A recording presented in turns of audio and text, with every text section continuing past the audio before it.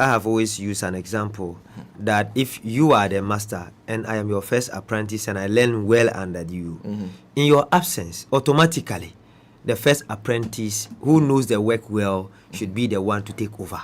Okay. Right? Yes. Dominic Ayeni Doctor, he was Deputy Attorney General under the first term of His Excellency John Dramani Mahama. Yes. He did his work well.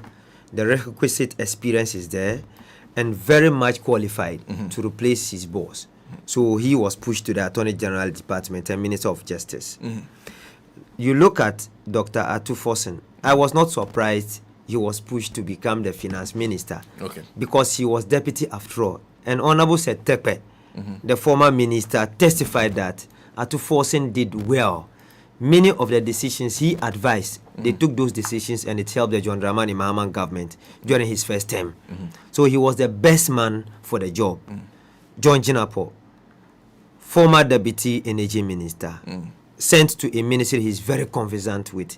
In fact, even when we're in opposition and in parliament, he was the ranking member in the energy, committee. Leading the NDC. Leading the NDC at that committee level. So he was the best man for that job. Dr. Mani Buama, Minister for Defense, excellent choice.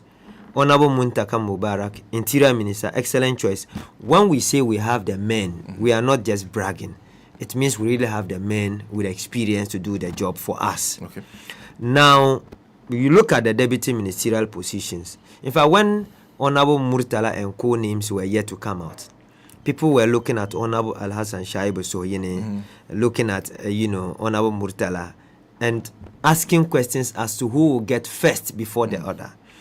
And I told the person, look, NDC have always given opportunity to people who learn and get better on the job.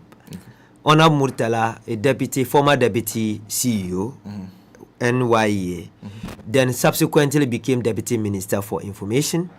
Then from there, he moved to deputy minister for trade. It was only fair for him to now come and take a substantive position because you can't always be an apprentice. And Honorable Soyene coming in as someone without an experience as a deputy or substantive. Though we have had other people who came in without any experience as deputies, but they have come, straight to become ministers. But it is not bad for him to come now. And he's even coming into a ministry which has a lot of work to do, Deputy Minister for Roads and Highways. When you even go to his constituency, his biggest headache is about roads. Really? Yes, his biggest headache. Okay, I think I have a fair idea. I've been to his constituency. Every rainy season, we record floods in his constituency.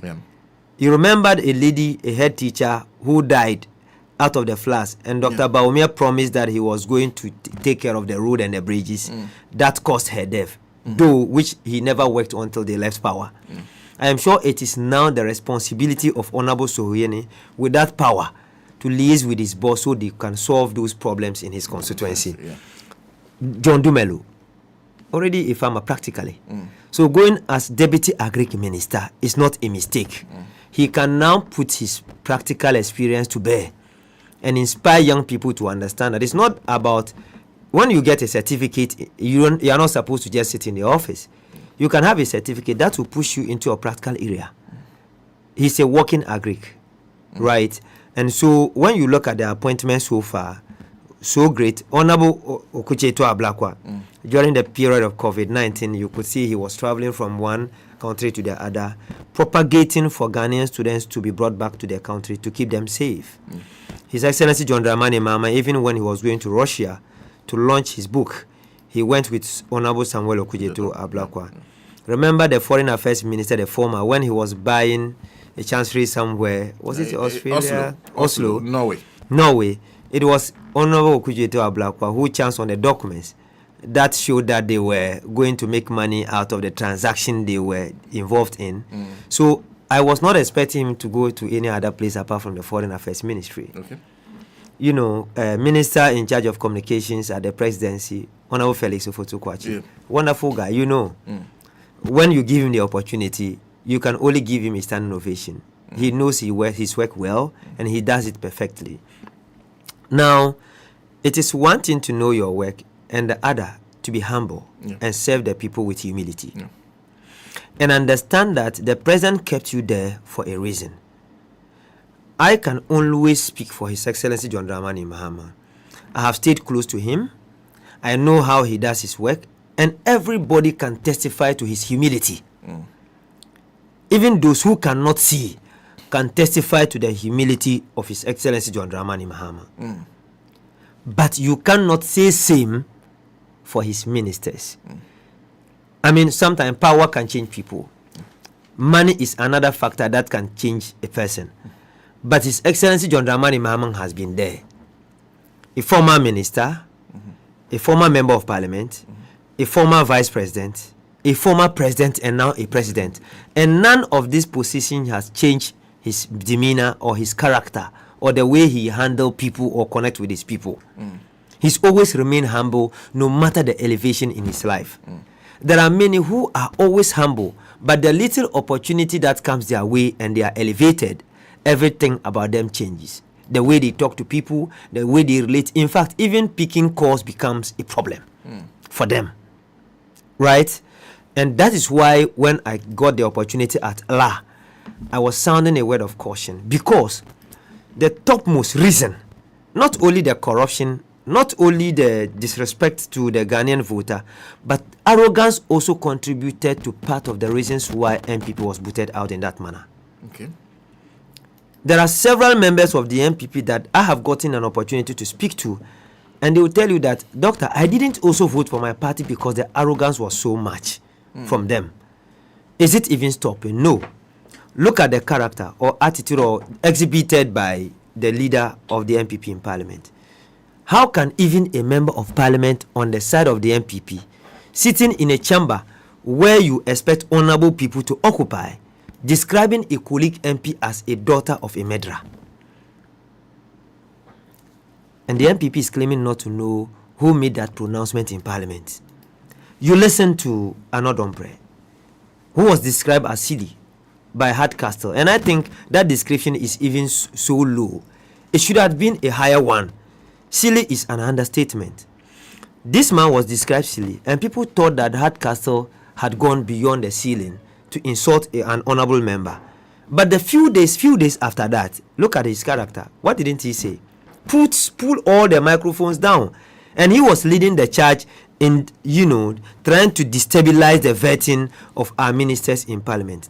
Subsequently, you saw his video where he made a pronouncement that when you see an MPP member beating an NDC member, join the person to beat the NDC member. You understand? So arrogance cost the MPP, and I don't expect any member from our side to exhibit or to also mimic the attitude of the MPP. A night before the dissolution of the former parliament and, swearing in of a new speaker, I was here with two distinguished panelists, and we were extolling the records of Honorable Ahianfo, the chairman of the appointments committee. Subsequently, you saw how people were, tagging him as weak chairman, someone who needs to be changed, etc. I had my disagreement with them, because the arrogance that took MPP out of power, we shouldn't mimic them. Okay. You would have expected Ahianfo to be strong, but he was strong. There were instances where they asked some questions and he would defer or he would overrule those questions as unnecessary. But finally, he wrote a post on Facebook and he said, give a man a long rope and he will hang himself. What has not happened to, Honorable Afenyo Markin? When he was trying to push Honorable Ablakwa to a certain point, he showed him his own documents. And when that document was showed to him, he became, sorry to say, a host of TV and radio stations. He was now jumping from one radio station to the other to clean himself. 99 years of a lease of land to an MP who always bath himself with water and make people think that he's a very credible personality. So the arrogance can cost us in 4 years. My position is that political parties are given only 4 years. Okay. Pending renewal based on your character and performance. Okay. And performance is not only about providing food. It is only a Ghanaian that you can give 10 billion cedis to, disrespect you, and he will return your money to you. Ghanaians want respect. They want you to work for them, but in humility and in respect. If we perform well, that also will mean that we have respected Ghanaians. And when we fail, or if we fail, it is going to cost us in 2028, which I don't pray for. So for you, and I'm sure you would have been excited at the president currently. Yeah. Only message to all his appointees. Right. Humility. Yes. Be humble. Right. Be respectful to the Ghanaian, and do your work with Sure. a lot of diligence. Sure. And the last time he had his engagement with his appointees, Honorable Murtala and Co., he mentioned to them that no minister should fly first class when they are going outside the country for their own activities. Don't fly first class. We need to now plug the holes. When Nana Akufo-Addo made a declaration in 2016 before the election that there's money in Ghana, I agreed with him, and I still agree, because there's a lot of money in Ghana, but we have always misused the money. There's a leakage in the system. I am sure you have also cited on GH1 where they intercepted a container full of plates of gold, dollars and cedis. Where are we carrying this money to? Sena, this lady who decided not to vacate her office, the SIC lady, when they exposed his salary, 70,000 a month. That is 700 million old Ghana cedi, right? A month for SIC boss. Sena, tell me, what work is she doing in that office?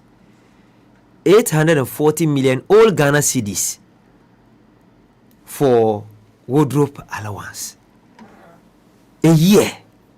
840 million old Ghana cedi, 84,000 a year.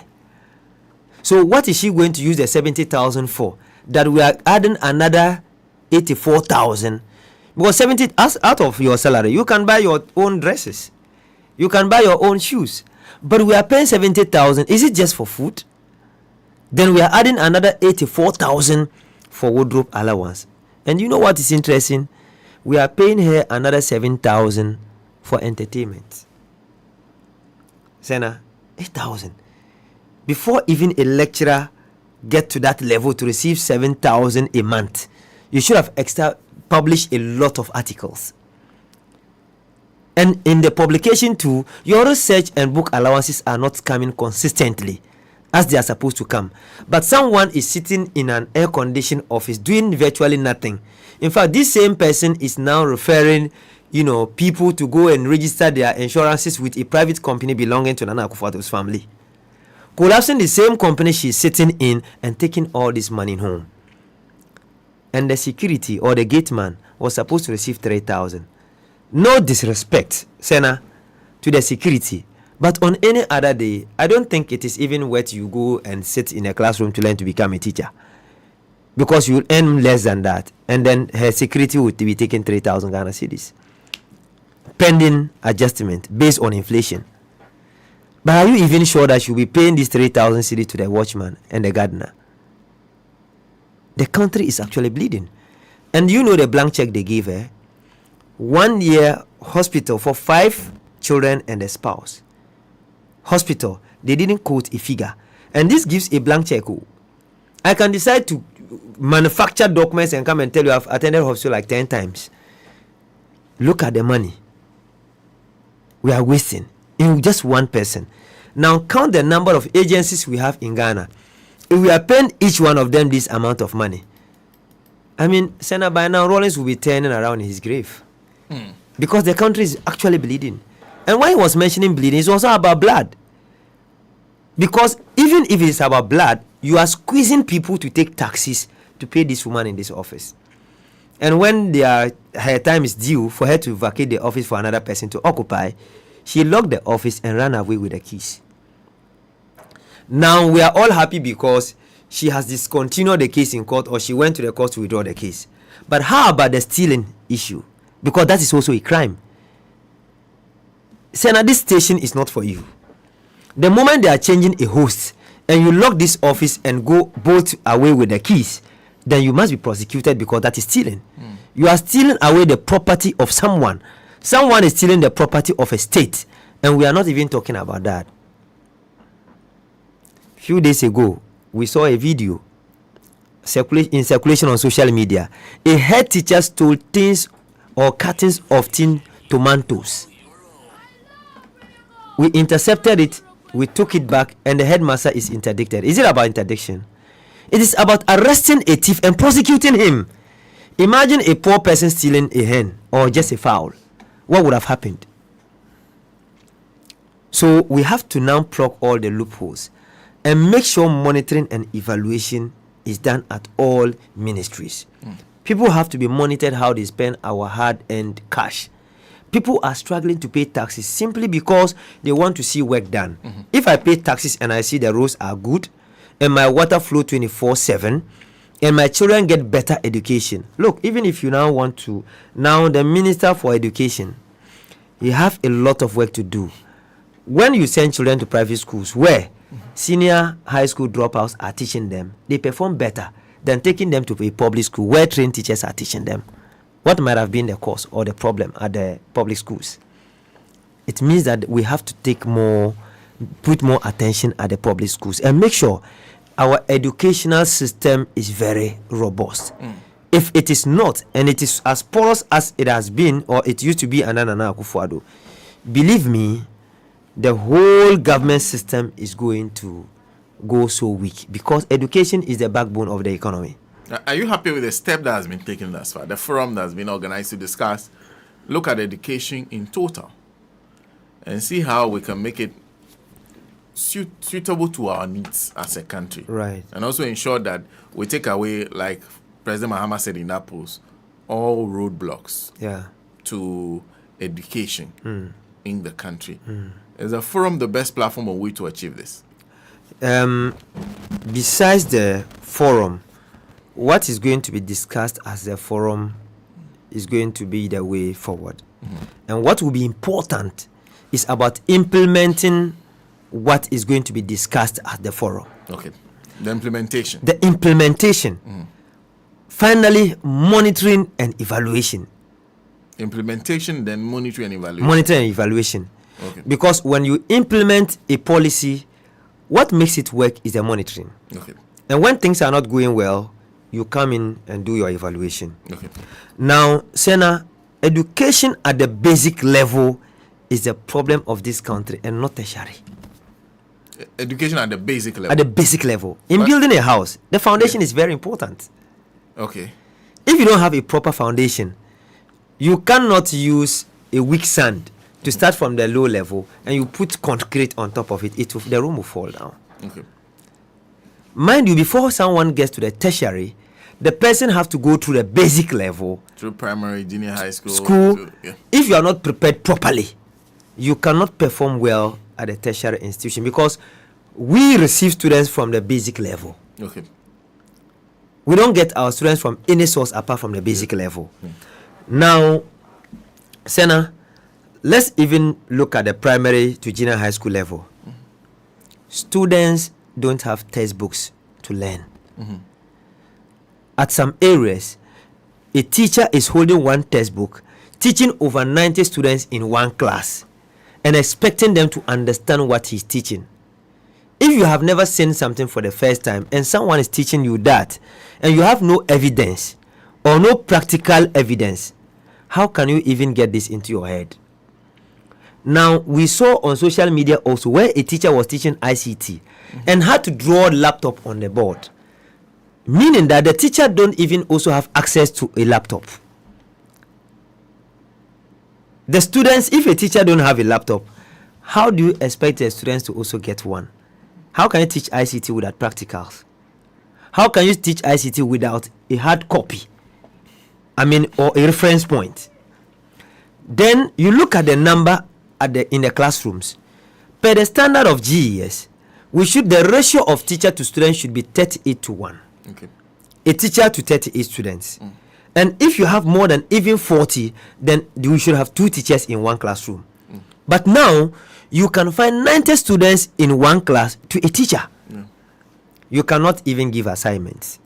And these same students, under Nana Akufo-Addo, you cannot repeat a student. But in the past, if you are failing we can also describe ourselves as those in the Gen Z generation, but we are the 80s borns. So we saw the proper system of education where even if you fail one course, you were repeated. Now there's no repetition. They are pushing everyone to go. Then you push these people to the junior high school. Even under John Dramani Mahama, when students fail to cross the line, they will not get schools they were selecting to go as senior high school students. That was when Prof. J. Nana Opoku-Agyeman and Honorable Obiko Kujeto Ablako as Deputy Education Minister and Minister respectfully, they instituted the private examination for BC students. So you will not take 40. And in the schools, we have category A, category B, C to F. Right? And you know, when you don't get up from 6 to 10, you can go to a category A school. Now, even with 40, you go to Accra Academy and you see students there with aggregate 40. You go to Tamasco and you see students with aggregate 40. This student with the aggregate 40 under Nana Akufo-Addo, they were buying past questions for them. And when they are writing their final examination, you see them tag invigilators as NDC and NPP invigilators. Any invigilator who is strict and want to ensure the rules and regulations work in the exam hall by stopping students who are copying, you'll be tagged as an NDC invigilator who wants to, stop the students from copying. And when the moment you stop them from copying, they wouldn't be able to write anything and they will fail. Those who have the audacity to write on the blackboard for students to copy and pass, they tag them as MPP invigilators. And in their minds, they were helping the students to perform better. Now, this same student will come to the university, and we run a different system at UDS. When you are applying for a course, you go into the system and input your resource. Okay. And the resource will only display courses you are qualified to, study per your grade. Okay. Oh, that's how it works at UDS. At UDS. Okay. So our cutoff point for medicine for female students is from 6 to 11. Okay. 6 to 9 for male. Okay. So when you input your resource and you get beyond 11, the system is going to reject you. Okay. At a point where there's so much competition, we reduce it from 6 to 11 or 6 to 10 to 6 to 9 for female and 6 to 8 for male. Okay. Now this student will come with aggregate 6, which is not earned but given out of the copying. And someone genuinely will write and get aggregate maybe 25 or 20, who could have been a better medical doctor or a better nurse. But the system will withdraw this person or block the person from getting entry into the system.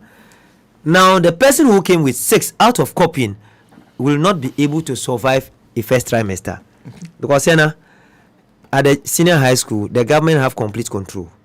At the university, you don't have control. Because I teach my courses and I do my own evaluation of my students. For example, I will conduct my own mid-trimester. I know what I use as my continuous assessment. You even come and I'll conduct a presentation for you. Many a times, a student can come who cannot even construct one sentence. Senator, the most popular cities growing up, I was, having in mind was Accra. So even at a very younger age, I could spell Accra. I could spell Kumasi. I could spell Tamale, Takoradi, and Sunyane. Because these are popular names of cities I was hearing when I was growing up.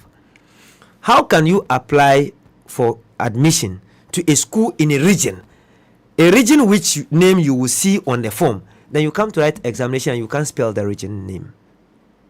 And you are in the university. Really? So you can indirectly tell this student will not cross the border, the student will fail. Look, are you talking... And a student cannot practical? spell... Like practical. These are things that happen. Practical. And a student cannot spell Tamale. So you can just tell conclusively that this student will not cross the border. The student will stop there and leave the school, because we also have a system. When you write examination, for example, you can come to the university in your first year. You are studying 11 courses. Okay. And in the 11 courses, you have each lecturer taking you one. So you fail my paper because you can't even spell Tamale. So it will be difficult for you to pass my paper. You fail Sena's paper. you fail this other person's paper, and at the end of the day, if you fail up to 4 per hour system and you are coming back to register for a new trimester, you are going to be repeated. When you fail up to 5 and you come to register, the system will withdraw you as a student. Okay, we have had situations where in just one trimester a student will fail like 6, 7, 8 courses, and this student is a product of the porous free senior high school education. Free senior high school, very perfect policy, very nice one, because it is lifting the burden of brilliant but needy students. And that is why I agreed with the former Minister for Finance when he once mentioned on national television that we should target brilliant but needy and make sure there's equity. If, for example, a member of parliament or a minister of state, for example, I am paying school fees for my child, my child is enjoying fee free, and the child of the president, for example, is also enjoying fee free, there's no fairness, because I'm a poor person but he can be able to pay because he takes salary, a salary that can even pay for 3-4 children to go to school. Right now, how do you even test to know who is brilliant? You use their BC. Right, in the past, when you even get 20 aggregate, you feel shy to even apply for school. You remember that? Yes. Now students are so proud even when they get aggregate 40. And when they get aggregate 40, and you are shocked for them, because during our time, you could not even go to school with aggregate 30. You can't even show that result to your parents. But when they get 40 and you are worried for them, they'll be smiling because they know they will get school too. They will definitely be posted. And some of them, I met a lecturer about 2 weeks ago, a colleague lecturer. And the lecturer told me how someone was paying huge sums of money for them to change posting for them at senior high school level. As much as 30,000-40,000 to change postings at the, from one senior high school to another. So for example, you get aggregate 40, you are posted to category D school, and you want it category A. You have an amount you can pay and they will send you there. That is how weak our system has become. That's how porous education has become. Free senior high school, good policy, but it was badly implemented. And when His Excellency John Dramani Mahama also promised free education at the tertiary level for level 100s, I was now asking myself, yes, this is a good policy, but how do we start that when we still have a lot of challenges at the senior high school? Senna, you and I know that for a policy to survive, you need a policy guide. Right? You need a policy document to guide it. What is the source of income that we use to sponsor free senior high school? We have none. No target source of income, because there's no proper policy guide for it. Remember when we had youth employment, the salaries were delaying. We didn't have a targeted source of income because there was no policy document. Honorable Neil Lante, the former MP, Van der Poy, he came in as Minister for Sports, and youth employment was under the Minister for Sports. Yeah, for youth and sports. Yes, they implemented the top tax as a targeted source of income for youth employment. Should we get that for fee-free? Yes, we should, before we get into the free university education. And I am happy His Excellency John Dramani Mahama mentioned that when he become president, then the policy will start. It means, I heard a pronouncement of the education minister, and many people were happy about that. And Mr. Kofi Asare, he's an Education Watch CEO. Yes. When he wrote on Facebook that students who are in their first year, reporting to school this year, were texting him, asking him when the government will, reimburse their fees to them. Senna, we should let them understand that education is like league matches. League matches. Yes, from one semester to another academic year. Like seasons are in 2. Those who are in their first year now are 2024, 2025 academic year students. They are not 2025, 2026 academic year students. right? John Dramani Mahama only became president in 2025, 7th January. Mm-hmm. And we just started selling 2025 academic year forms now. And they all will be reporting to school across all universities in Ghana in November. We have students who are reporting now. But when you go back and check, their forms were bought in 2024. But they delayed in reporting to school because UTAG went on strike against Galamsey. Okay. You understand? Yeah. So we have to sit back and look at, we shouldn't rush to implement policies. You can be honest, you can be straightforward, meticulous in implementing a policy. I know we are in a hurry, but we shouldn't be in a rush. Okay, give me a moment. We have to end this shortly. By the meantime, good morning, Accra. Get ready to make your day flavorful with Oliver Twist Shack from our signature jollof rice and grilled platters to assorted meat noodles and indulgent pizzas. We've got all your cravings covered. And don't forget to pay your meal with one of our refreshing drinks, our signature cocktails. The perfect way to add a twist to your dining experience. Visit us at Latibio Koshi near Radio Gold. Yes, they are our neighbors. Call them on this number 0206 87 4225 or 0248 98 0480 to order for delivery or pickup. Enjoy those sumptuous meals. Oliver Twist Shack. Ask for more. Well, there's Raymond Achisegbefi who says, please tell Dr. Seidu that 40% of the SIC ladies' pay will go into taxes. It says XIC Limited is a is a limited liability company, which is even listed on the stock exchange. Interesting. That's from Raymond to you. Okay. Yes, I think that's sort of to explain exactly why maybe she's getting those. But I also pay taxes.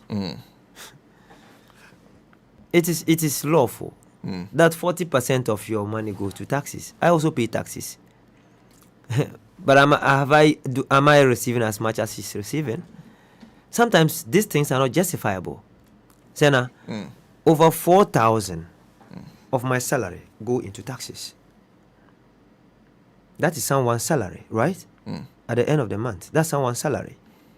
So I also pay taxes. And I do a lot of work, probably a lot of more donkey work than the MD.